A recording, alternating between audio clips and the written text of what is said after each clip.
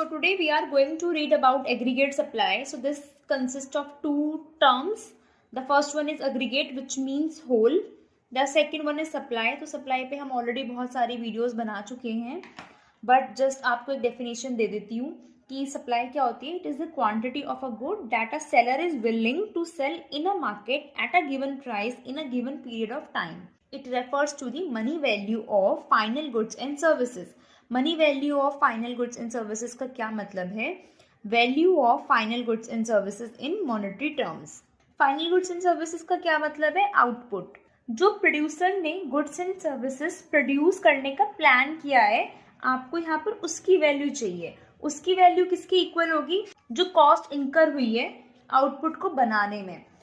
And that includes factors of production. Land को आप जब फैक्टर पेमेंट करते हो, अब अगर ये this is cost for firm, ये फर्म के लिए कॉस्ट है.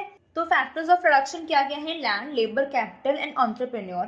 फर्म के लिए ये क्या है? पेमेंट है. किसी और के लिए, फैक्टर्स ऑफ प्रोडक्शन के लिए ये क्या होगा? ये इनकम होगी. लेबर को आप क्या देते हो? वेजेस देते हो. कैपिटल को आप इंटरेस्ट देते हो एंड एंटरप्रेन्योर को आप प्रॉफिट देते हो. तो अगर ये किसी के लिए पेमेंट है तो दूसरे के लिए ये इनकम होंगी. तो ये दोनों इक्वल होगी. ये जो इनकम है, this is actually national income. This is nothing but Y. तो हमने क्या बोला कि एग्रीगेट सप्लाई क्या है? It refers to the money value of final goods and services. Money value का क्या मतलब है? Value of final goods and services मतलब आउटपुट इन मॉनेटरी टर्म्स. वो आप कैसे पता करोगे? This is the way, right? That all producers are willing to produce means they are planning to produce. They have not produced it. They are just planning. This is not the actual output, right? In an economy in a given time period. जो sum total होता है these factors income का, वो क्या होती है? हमारी national income होती है. मैंने आपको बता दिया यहाँ पर ये. अब this aggregate supply, what this aggregate supply is? Value of final goods and services which producers or firms are willing to produce in an economy. So from this definition we basically get that AS is equal to Y. Firm के लिए जो factor payment है, house hold के लिए वो factor income है. इसीलिए जो वैल्यू ऑफ आउटपुट है, मतलब जो एग्रीगेट सप्लाई है, that is the reason why it is equal to Y. Now let's just read about the components of aggregate supply. We know that AS is equal to Y, right? So major part of this income, this national income is spent on consumption on goods and services. So consumption को हमने यहाँ पर सी से represent कर दिया. ठीक है, मतलब कहने का ये है कि जो मेजर चंक होता है इनकम का, वो आप कंजम्पशन करते हो, बाकी सेव करते हो. लाइक अगर आपकी इंडिविजुअल इनकम भी की हम बात करें, तब भी आप क्या करते हो? मेजर पार्ट उसका कंज्यूम करते हो, the rest you save. So we know that this Y is equals to C plus S. Income को या तो कंज्यूम करोगे आप, मतलब कुछ पार्ट कंज्यूम करोगे, कुछ पार्ट आप उसका सेव करोगे. And what we know that A S is equal to Y. So अगर हम बस थोड़ा सा शफलिंग करें यहाँ पे, we would get that A S is equals to C plus S. So यहाँ पर एक टेबल है जिसमें आपको वेरियस इनकम लेवल्स है और उनके कॉरेस्पॉन्डिंग कंजम्पशन एंड सेविंग आपको दिख रहा है.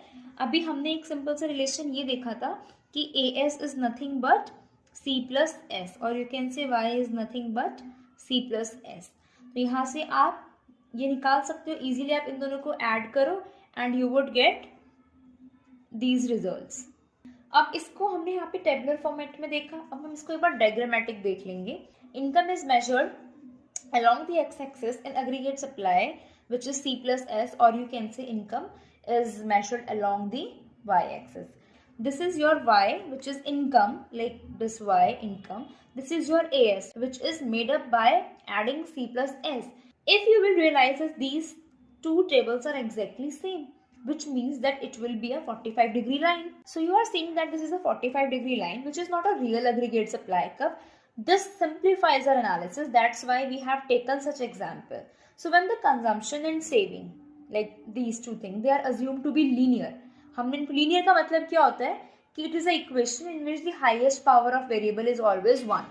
ये जो है यहाँ पे क्या हो रहा है, जो आपका horizontal distance है, like this distance is equals to this distance.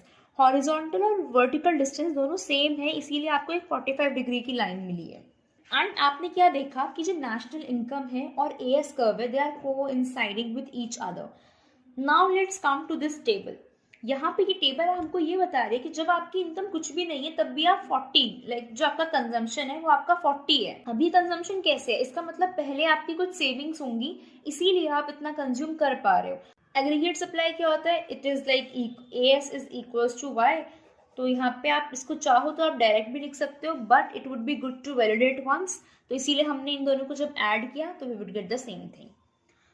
Again यहाँ पे ये बता रहा है कि जब आपकी इनकम 100 थी तब आपका कंजम्पशन 120 का है। अब इनकम अगर आपके पास 100 है, आप 120 का कंजम्पशन कर रहे हो, इट मीन्स कि 20 रुपीज आपके पास पहले से थे। Now very two important things is this कि यहाँ तक आपका जो कंजम्पशन है वो इनकम से ज़्यादा हो रहा है। आपका जो कंजम्पशन है वो इनकम से ज़्यादा है। यहाँ पर आपका कंजम्पशन और इनकम इक्वल है। इसके बाद से आपका कंजम्पशन कम है और इनकम ज़्यादा है।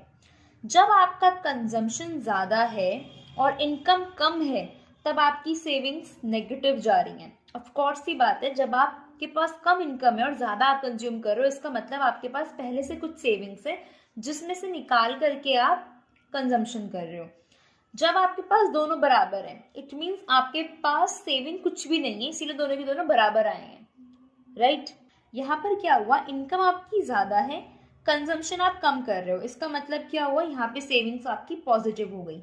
यहाँ पे आपकी सेविंग्स नेगेटिव जा रही हैं, यहाँ पे सेविंग 0 हो गई है एंड यहाँ पे आपकी सेविंग्स पॉजिटिव है। If our consumption is greater than savings would be negative, if they are equal then savings 0, if this is the case then savings would be positive। आप कंजम्पशन कम कर रहे हो, आपकी इनकम ज़्यादा है, इट मीन्स वेरी सिंपल कि आपने कुछ अमाउंट सेव कर लिया है।